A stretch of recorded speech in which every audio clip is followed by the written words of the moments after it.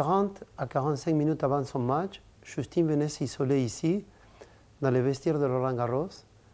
Et c'était un moment très particulier où il pouvait passer en revue toutes les stratégies qu'il allait pouvoir employer dans son match.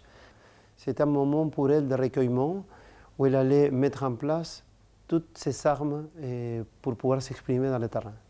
Et une fois terminé cet exercice, elle envoyait toujours une hôtesse pour me prévenir que Justine était déjà prête à passer à la dernière partie de la préparation du match. Moi, de mon côté, je devais m'occuper en fait de toute la partie logistique, à savoir la préparation des raquettes ainsi que de la partie boisson et nourriture pendant son match.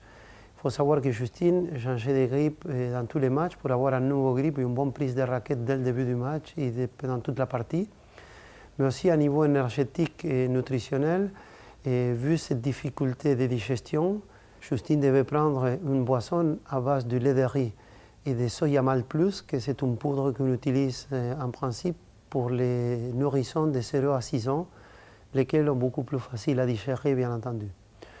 Une fois terminée toute cette partie-là, on était prêts, Justine et moi, pour aller dans la dernière partie de cette préparation, à savoir l'échauffement physique et mental juste avant son match. Le numéro 1 mondial, la Belge Justine Henin.